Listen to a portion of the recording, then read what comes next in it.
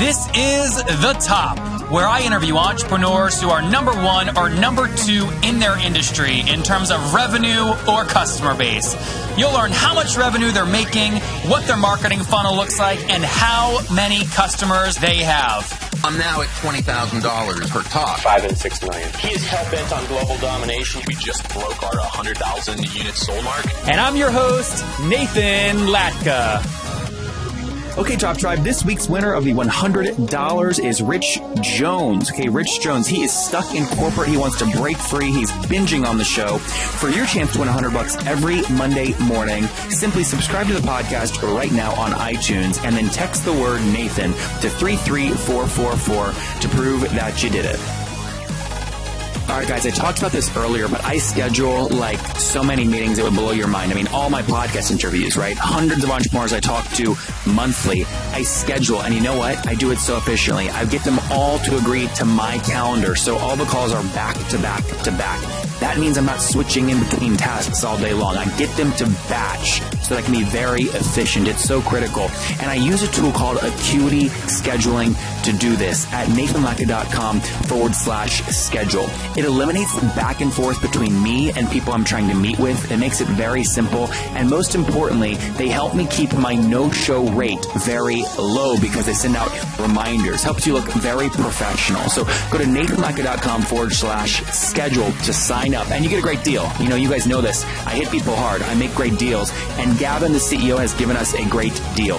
If you sign up like normal people, okay, on their website, you only get a 14-day free trial. If you use my link, nathanlatka.com/schedule, you get 45 days free. Okay, it's the best. It's free. Go to nathanlatka.com/schedule right now to sign up, and I'll see you there. Nathan Latka here. This is episode 582. Coming out tomorrow morning, you'll learn from the CEO of Socido. His name is Asim. They did $1.5 million in 2016 revenue. Now they're up to $200,000 in monthly recurring revenue, helping 200 customers close more leads using social data. Nathan Latka here. Good morning, folks. Our guest today is Calvin Correli. He's the CEO of a holistically focused multi-million-dollar all-in-one solution-driven software company called Simplero that exists to raise the level of consciousness on the planet. He's passionate about helping online business owners do exactly what brings them most alive while he himself enjoys the same. Calvin, are you ready to take us to the top? Yeah, absolutely. I'm here. Good. So tell us what Simplero does and what's your business model? How do you make money? Right. Simplero is a tool for people who sell courses online or coaching programs or any kind of information stuff that doesn't need to be shipped. So e-commerce for things that don't need to go through the mail. And it does everything that you need for that kind of business. So it does the email marketing automation. It does everything related to money and getting paid, delivering the content to the people that need it at the right time, whether it's dripped or whatever, and landing pages and all of those things all in one package. So it's got everything you need and none of what you don't. And we make money by selling a subscription. So it's a software as a service. Okay. Product. And what year did you launch the business in? What year did I launch it in? I launched it in 2009. I built it for my own use because I was teaching spirituality to entrepreneurs. And then in 2010, I started actually charging other people to use it. People had been using it for a while at that point, but just for free. And then it just grew from there. And what are you at now in terms of January 2017 in terms of customers paying for the platform? Customers is a little under 700. Great. Yeah. And what is the, so can you tell us a story about one of them that are using you and specifically how they use you? Yeah, the Robin Green, for example, she's an acupuncturist out in California, and she had her own private practice doing acupuncture, and her husband got laid off from his job, and so she had been looking at online courses for a bit, but not taking the plunge, and so she decided to take the opportunity. So she basically told her husband, "Look, you don't need to go find another job. I will figure out how to teach you stuff online." And her specialty was doing acupuncture with kids. And so she created a course for other acupuncturists in how to do acupuncture with kids and launched it. And she made $60K within the first couple of months of starting.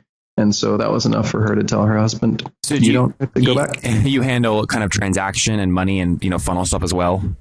Yeah, yes. We haven't handled everything. So by the time this interview goes live, we might even actually do your website, but that's kind of the only part that we haven't done so far. So you still need like WordPress for your website, but everything else is we handle and is all we automate everything that can possibly be automated.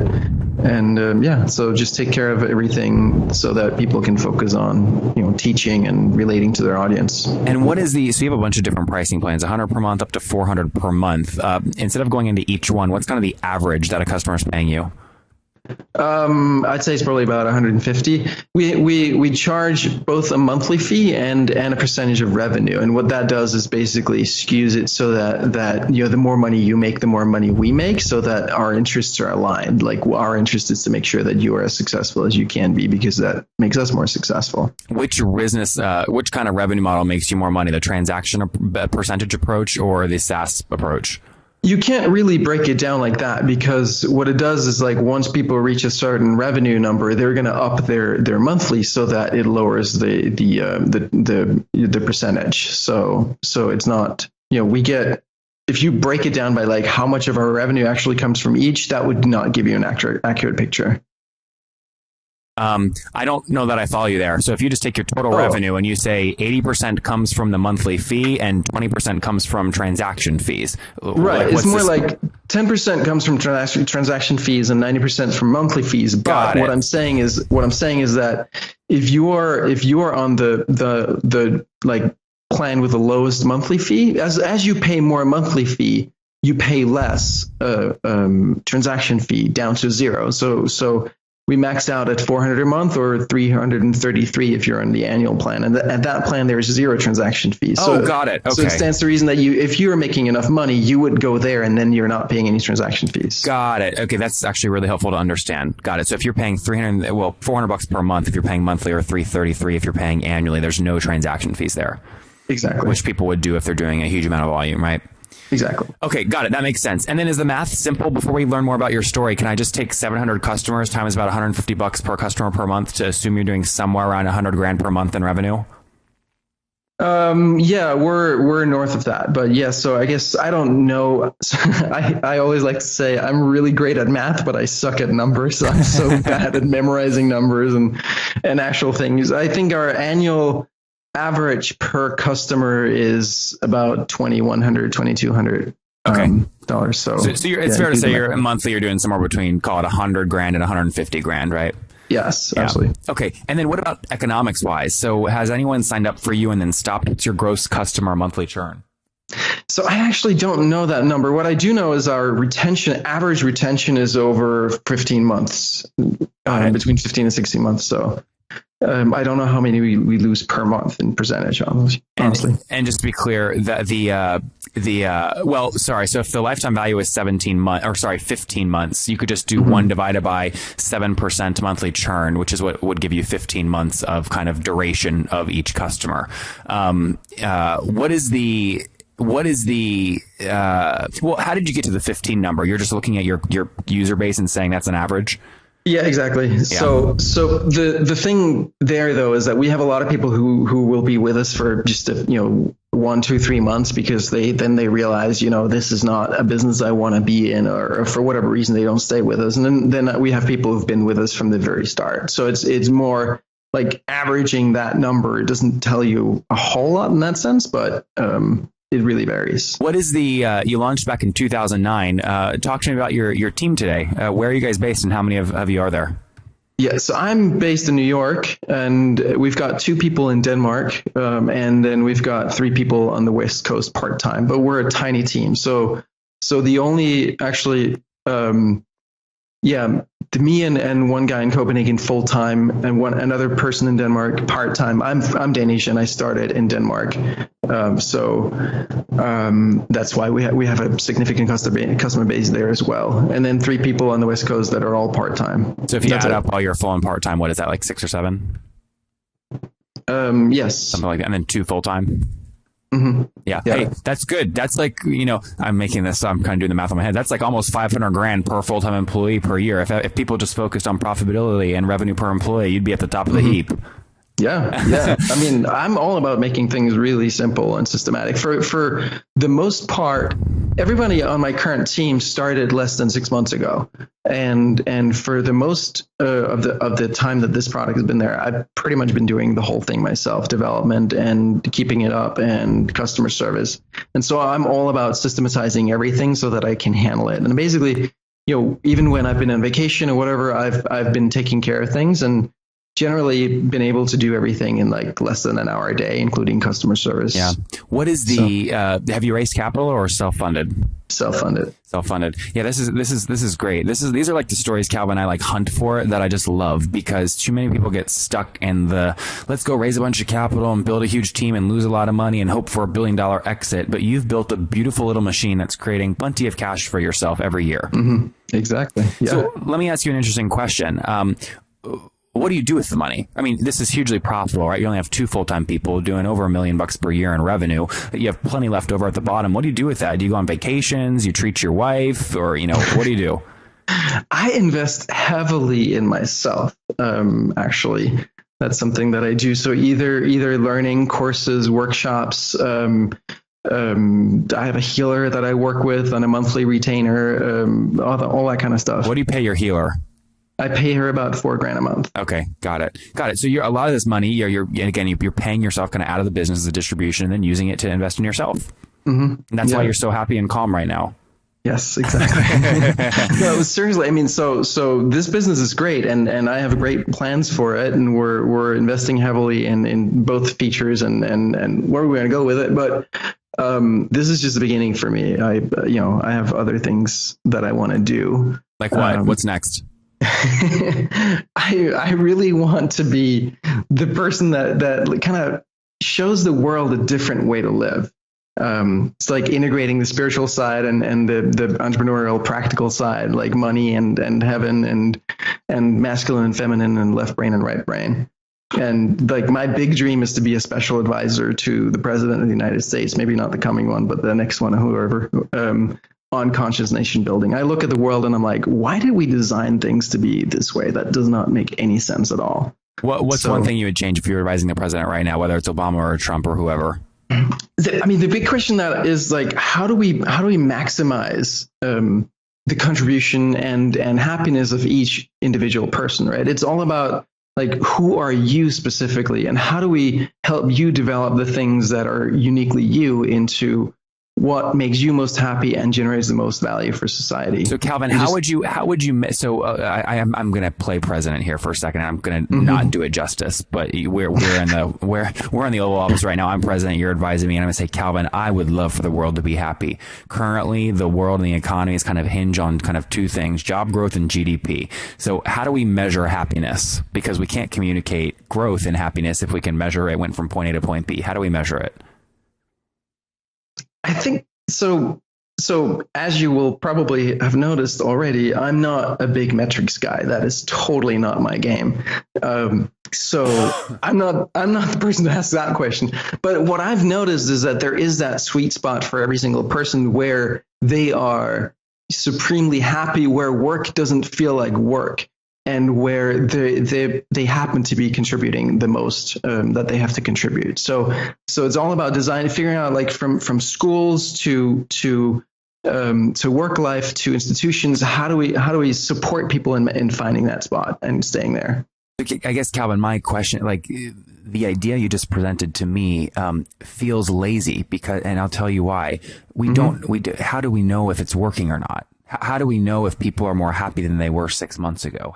In other words, it's great. The reason I'm curious about this is I can tell you've thought a lot about it and you might actually have a fantastic answer here. We're not going to get more people happy unless we can point and say, yeah, we're making progress. More people are happy today. How do we measure that? I mean, happiness is entirely subjective, right? The only way to measure it is to ask people, but that's fraught with a bunch of problems because people have bad memories and they might not know. I don't have a good answer for you. Yeah, you understand though. I mean, this is something everyone wants to do, but how are you going to convince anyone to give you resources to make the world happy if we can't point to happiness growth, right? If there's not a way to get if there's not an unbiased test to ask everyone in the U.S. or a portion of the U.S., yes or no, are you happy or not? And by the way, we have to trust people are going to answer that accurately. How do you convince people to give you resources to fight it in the first place? And maybe we'll leave that as an open question. I think we will. But the thing is, but the point is too that it's not just going to be the happier place. It's also going to be the more productive place, right? Getting people to do the thing that is their unique thing to do is going to add more value to the economy. That's something that's definitely, I was going to say, that's actually something that's very measurable, productivity. But I think you could argue that productivity gains are not a direct correlation to happiness gains. Machines paired with a person can make that person way more productive than if the person spent that same hour doing something that makes them extremely happy. Mm-hmm. Do you agree? Right. And what I'm going for is the place that makes them extremely happy and contributes a lot of value and like productive. What if something that makes you happy? I love eating Cheetos. It makes me happy. That's not productive at all, except maybe for the Cheetos brand who I'm paying money to buy the Cheetos for. How do you make sure those two things are directly correlated? That's the classic argument. But again, I mean, you could. It's a fair argument though, right? Would you agree? I mean, how would you counter? Right. But I think there's the surface happiness of like, whatever, I'm drinking a glass of wine and now I feel all mellow and happy inside, versus the thing that you're doing for someone else or with someone else and you're contributing to someone. I think like deep inside, we all want to be part of something and we all want to contribute to the world in some way. And that's the kind of happiness that we're looking at. Guys, I get asked all the time, Nathan, you host all these interviews, hundreds of them per month. How do you do them efficiently? And guys, the answer is simple. People always agree to my calendar, back-to-back meetings. I batch my interviews to stay very efficient. And the way that I do it is I use a tool called Acuity Scheduling at nathanlatka.com/schedule. And the reason I use them is very simple. They keep my no-show rate very low because they send out reminders about when the interview or the meeting is coming up. And also, they make it very easy to schedule time, right? I don't have to go back and forth via email 10,000 times with people I'm trying to meet with. Okay, at nathanlatka.com/schedule. Helps me so much. And by the way, look, I have so many meetings. I'm the best in meetings. Okay, I do them back to back, very, very efficient. You guys know me. Many people say I'm the most efficient they've ever seen. Okay, so I use the tool. It's so efficient. And by the way, I got Gavin. I said, Gavin, he's the CEO. I said, I want a great deal for my people. He said, Nathan, well, most people get a 14-day trial. Isn't that great? I said, no. He's given us a 45-day free trial at nathanlatka.com/schedule. That's not going to stay up forever. So go get it now. nathanlatka.com/schedule. All right. Well, guys, with that, Calvin, we're going to wrap up with the final 5 questions. Number 1, what is your favorite business book? Or any book. Any book. Yeah. No, favorite book is There's Nothing Wrong with You. Number 2, is there a CEO you're following or studying right now? There's not. I was always a fan of Steve Jobs, but hey. Number 3, is there a favorite online tool you have, like Acuity Scheduling?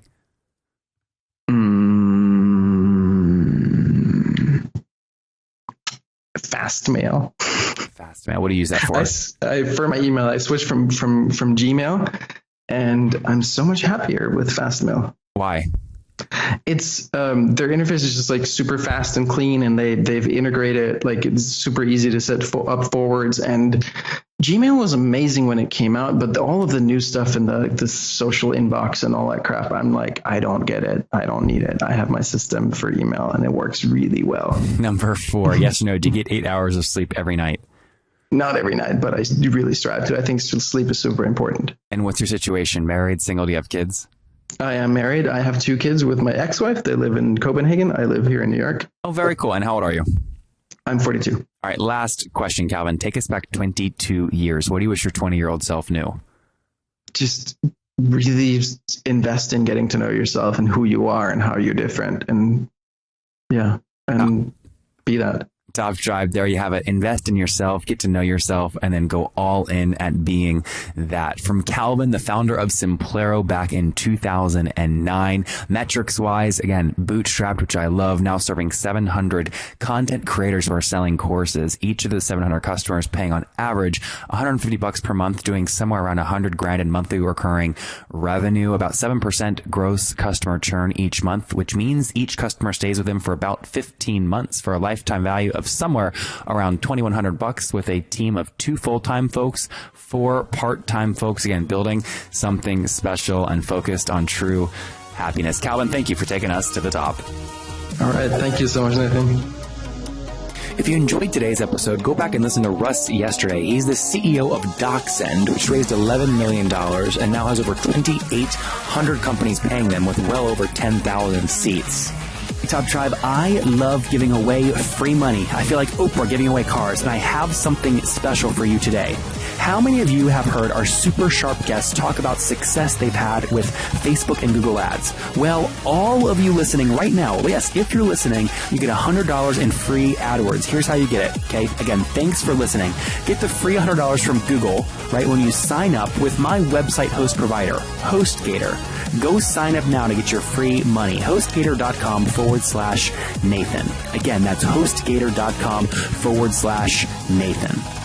Okay, Top Tribe, I'll see you bright and early tomorrow morning. And don't forget, before you listen to any other episodes, subscribe on iTunes right now for your chance to win $100 every Monday.